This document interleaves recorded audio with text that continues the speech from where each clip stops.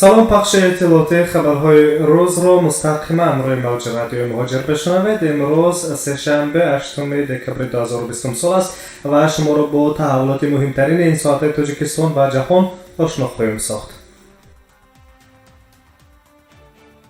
хабарҳоро аз Тоҷикистон шурӯъ мекунем. сафорати Русия дар Тоҷикистон ба вазъи донишҷӯёни донишгоҳҳои Русия аз ҷумла шаҳрвандони Тоҷикистон ки натавонистанд бино ба баста будани сарҳадҳо мустақиман дар дарсҳо ширкат кунанд изҳори назар кард. дар изҳороти намояндагии дипломатии Русия дар душанбе қайд карда шудааст ки дар Русия вазъи душвори эпидемиологӣ боқӣ мондааст ва аксари донишгоҳҳои калон ба таҳсили фосилавӣ гузаштанд. инчунин бисёр донишгоҳҳои Русия барои қабули донишҷӯён аз дигар кишварҳо барои таҳсил дар шакли анъанавӣ омода нестанд. вазорати илм ва таҳсилоти олии Русия, мақомоти Россотрудничество ва созмонҳои таълимии Русия ба таҳсили минбаъдаи донишҷӯёни хориҷӣ дар ин кишвар манфиат доранд омадааст дар изҳороти сафорати Русия дар Тоҷикистон. дар пеш донишҷӯёнро як ҷанбасти даври хониш ё худ сессияи зимистона интизор аст ки ба таҳсили ояндаи онҳо таъсири назаррас хоҳад расонд. ширкат дар имтиҳонҳои давраи зимистона низ тариқи фосилавӣ имконпазир аст, гуфтанд дар сафорати Русия дар душанбе. дар шароити мавҷудаи форс-мажор вақте ки иҷрои ин талабот аксар вақт мушкил аст, раҳбарияти бисёр донишгоҳҳои Русия донишҷӯёни хориҷиро бештар ба роҳи ба расмият даровардани рухсатии академияи худ даъват мекунанд, қайд карданд дар хадамоти матбуоти сафорати Русия дар Тоҷикистон. дар хотима сафорати Русия дар душанбе ба донишҷӯёни хориҷии донишгоҳҳои Русия тавсия медиҳад ки дар шароити кунунӣ барои машварат гирифтан ба маъмурияти донишгоҳҳои худ тамос гиранд.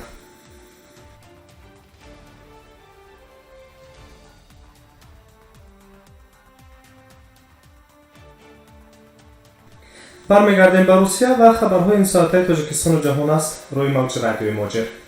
раҳбари палатаи савдо ва саноати Русия Сергей Катерин ба раиси ҳукумати Русия Михаил Мишустин бо пешниҳоди мусоидат ба вуруди муҳоҷирони корӣ ба кишвар дар давраи пандемияи коронавирус нома фиристодааст. дар ин бора ТАСС хабар медиҳад. Сергей Катерин аз ҷумла пешниҳод кардааст ки мутахассисони баландихтисосро бо оилаҳояшон барои зиндагӣ ба Русия биёранд. Ба гуфтаи Сергей Катерин, палатаи савдо ва саноати Русия аз намояндагии доираҳои тиҷоратӣ бо дархости мусоидат ба вуруди шаҳрвандони хориҷӣ ба Федератсияи Русия дар шароити кунунии маҳдудиятҳо бо сабаби пандемияи коронавирус муроҷиатҳои зиёде қабул мекунад.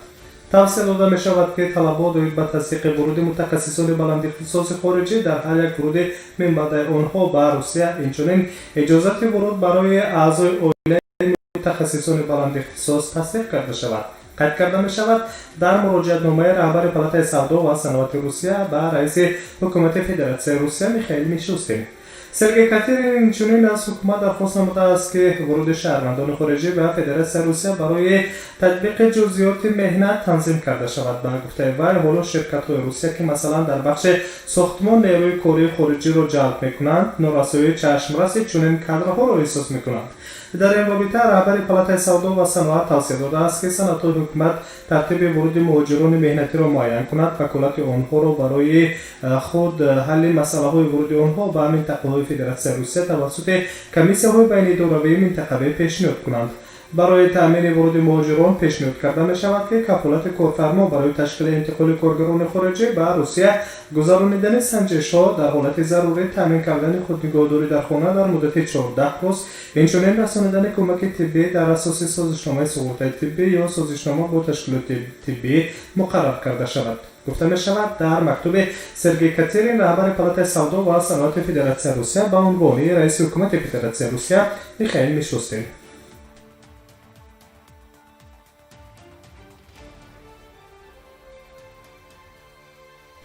дар Русия мемонем ва хабарҳои ин соатаро мустақиман идома медиҳем. дар Русия квота барои гирифтани иҷозат барои иқомати муваққатӣ ё худ ба шакли кӯтоҳи РУСРВП дар соли 2021 якбора коҳиш шуд. мақомоти Русия шумораи квотаҳо барои додани иҷозати иқомати муваққатӣ дар Русияро барои хориҷон ва шахсони бешаҳрвандӣ коҳиш доданд, аммо сабабҳои инро шаҳр надоданд. رئیس حکومت روسیه میخائیل میشوستین فرمان را درباره دادن کвоت‌های اجازت اقامت موقتی به خارجیان و شخصان بشهروندی برای سال 2021 امضا گذاشته است. همین طریق کвота برای دادن اجازت اقامت موقتی خود به اصطلاح کوتاه روسیه RVP به خارجیان در سال 2021 39325 عدد خواهد بود که این از فرمان رئیس حکومت فدراسیون روسیه برمیآید. طوری خبر داده می شود سال 2020 برای شهروندان خارجی و شخصان به شهروند 60270 اجازتنامه اقامت موقتی خود RVP جدا گردیده بود. این رقم در سال 2019 83480 و در سال 2018 90360 عدد کвота RVP را در بر می گرفت. ولی چه سبب گشت که در سال 2021 حکومت روسیه یک بار تا دو مرتبه دادن کвота را به خارجیان کاهش داد. قید کرده می شود که ولایت مسکو و سهم بیشتر 25000 کвота، شهر مسکو 2000 و سنت پترزبورگ 12000 کвота اجازتنامه اقامت موقتی خود RVP به دست آوردند. ولایت بلگورد، تولا، رستوف و منطقه ستاوروپول در سال 2021 می توانند هر کدام به 1000 مهاجر RVP دهند. طبق معلومات وزارت کارهای داخلی روسیه در ماه سپتامبر شماره مهاجران ملتی در روسیه سالانه تقریبا 4.1% کاهش یافته است که این تقریبا 1.8 میلیون نفر را در بر میگیرد. در این شماره در مقایسه با سال 2019 2.3 میلیون نفر کمتر می باشد.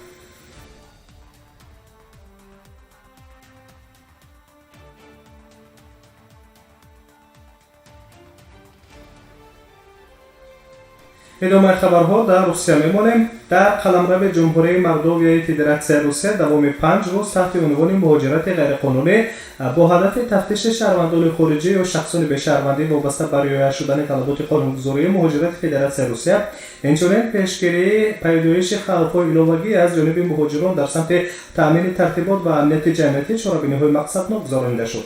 طبق اطلاع نماینده رسمی وزارت کارهای داخلی این منطقه، کارمندان مقامات حفظی حقوق در ریت‌های 5 روزه خود در جای‌های بودباش شهروندان خارجی و شخصان به شهروند در میدان‌های ساختمانی و نقطه‌های سودا 631 عدد چاره‌بینی‌های سنجشی گذراندند.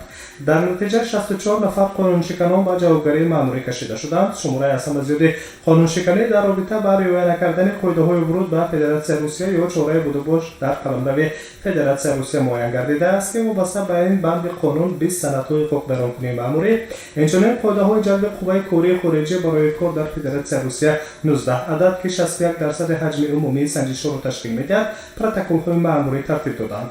مبلغ عمومی جریمه‌ها برای ویران کردن قانونگذاری مهاجرت 124000 روبل را تشکیل داده است که تاکنون 82000 روبل آن از جانب ویران کنندگان قانون ستانیده شده‌اند. در اساس نتیجه های تفتیشاتی قبل مأموری اوید به دلیل آگاه نکردن بستن شرطنامه مهنتی با شهروندی خارجی نسبت به صاحبکاران انفرادی طبق قسم 3 ماده 18 پریم 15 کدکس حقوق بیانکنی مأموری فدراسیون روسیه پروتکل‌های مأموری نیز ترتیب داده شده‌اند.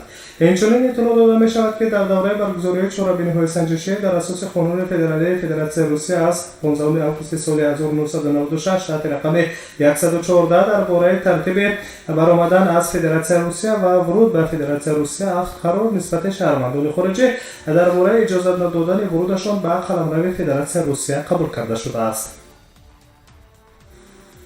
در اساس قرارهای داخلدار ساختارهای زیرتابع وزارت عدلیه روسیه باشد درباره نامطلوب بودباش مهاجران مهنتی در فدراسیون روسیه 13 قرار روید به اخراج شهروندان خارجی قبول کرده شده است. خبر دادند از وزارت کارهای داخلی جمهوری مولدووای فدراسیون روسیه. 17 موارد تفتیشاتی دیگر با دلیل‌های ترکیب جنایت صادر شده در ساحه مهاجرت به قید گرفته شدند. از جمله در اساس ماده 322 پریم 2 کدکس جنایتی فدراسیون روسیه 14 عدد، ماده 322 پریم 3 کدکس جنایتی فدراسیون روسیه 3 عدد، در اساس دلیل‌های آشکار شده به قیدگیری بودباش خلوتی مهاجران مهنتی 2 عدد پرونده‌های جنایتی با ماده 322 پریم 3 و 322 پریم 2 کدکس جنایتی فدراسیون روسیه آغاز کرده شده در حسابات مقامات تفتیشاتی قرار دارند.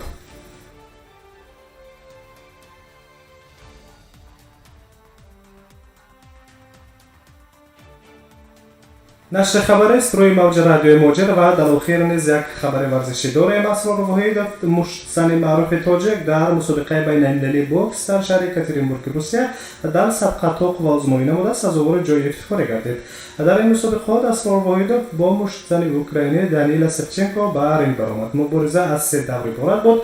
در آغاز نبرد مشت زن اوکراینی در سلسله دوره اول کوشش کرد که مشت زن تاجیک اسرار وحیدوف را در یک چند مرحله کوتاهی برایش مناسب مغلوب سازد. اما اسرار وحیدوف چند مرتبه از خود خوب دفاع کرد که این نیز توجه اعضای حکمان را بیشتر به هنر خوب مشتزنی اسرار وحیدوف جلب کرد.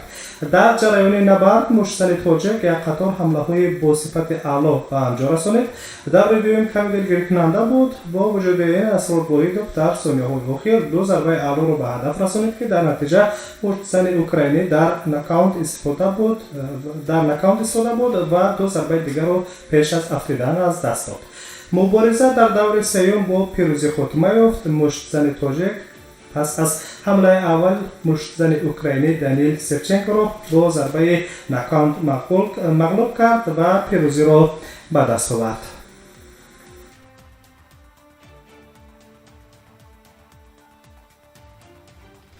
شما نشر خبری این ساعت ها را در روی موج رادیوی موجر شنیدید. سلامت باشید. در ساعت های بعدی با خبرهای تازه.